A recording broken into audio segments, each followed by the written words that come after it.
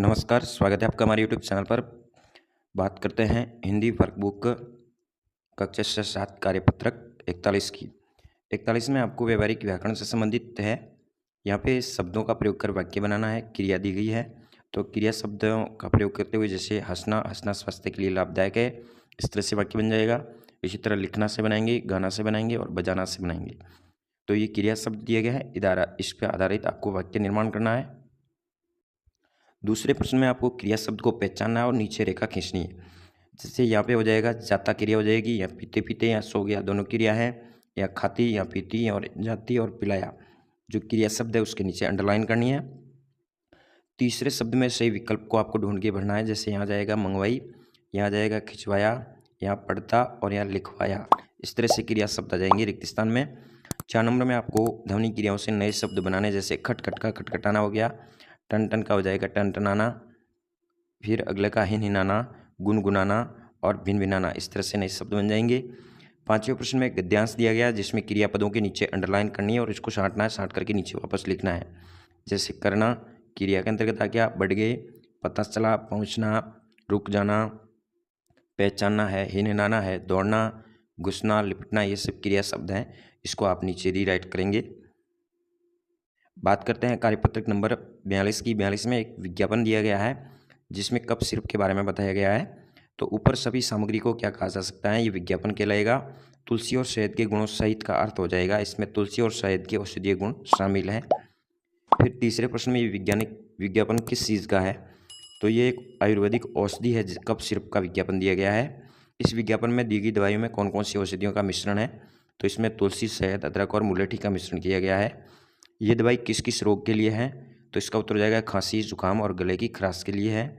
आपके घर पर खांसी जुकाम के लिए क्या क्या घरेलू दवाई देते हैं, तो जैसे अदरक शहद का रस है, मुलेठी की जड़ है, नमक वाला पानी है, हल्दी वाला दूध है, आदि घरेलू दवाइयाँ देते हैं। बात करते हैं कार्यपत्रक नंबर 43 की।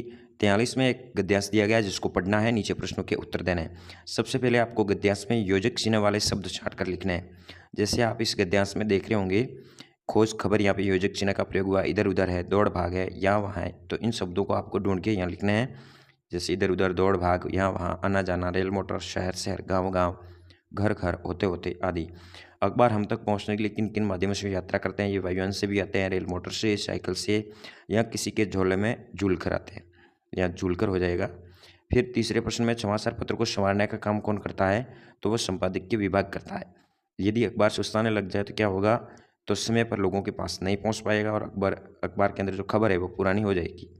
देश दुनिया के समाचार पत्र प्राप्त करने के लिए और कौन कौन से माध्यम हैं, आजकल अखबार के साथ टीवी, रेडियो, मोबाइल, ईमेल आदि के माध्यम से भी समाचार पत्र प्राप्त होते हैं। बात करते हैं कार्यपत्रक 44 की। यहाँ पे एक गद्यांश दिया गया है, प्रश्नों के उत्तर देने हैं।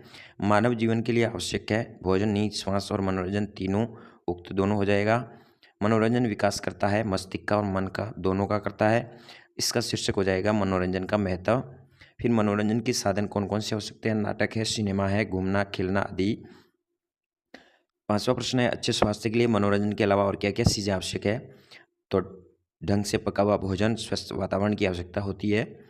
क्या अच्छे स्वास्थ्य के लिए व्यायाम भी जरूरी है, हाँ, क्योंकि व्यायाम से शरीर में नई ऊर्जा का संचार होता है, मन मस्तिष्क सक्रिय रहता है। बात करते हैं कार्यपत्रक 45 की। यहाँ पे एक कविता दी गई, ध्यान से पढ़ना है, प्रश्नों के उत्तर देना है। जैसे कोशिश करने वालों की हार नहीं होती, राइट हो जाएगा। इस कविता से क्या शिक्षा मिलती है, तो हो जाएगा हमें चींटी की तरह बार बार कोशिश करनी चाहिए। फिर तीसरे के अंदर उचित शीर्षक क्या होगा, तो हो जाएगा कोशिश करने वालों की हार नहीं होती, या इसका लिख सकते हो विश्वास के ऊपर आधारित है, तो मन का विश्वास भी इसका शीर्षक बन सकता है। चींटी के मन में साहस कब बढ़ जाता है, जब वह दाना लेकर दीवार पर चढ़ती है और बार बार फिसलने पर भी उसके मन पर विश्वास, वो साहस भर देता है। चींटी की मेहनत बेकार कब नहीं होती, जब वो बार बार प्रयास करने पर दीवार पर चढ़ जाती है। उपयुक्त पंक्तियों में निहित भाव को स्पष्ट करना है।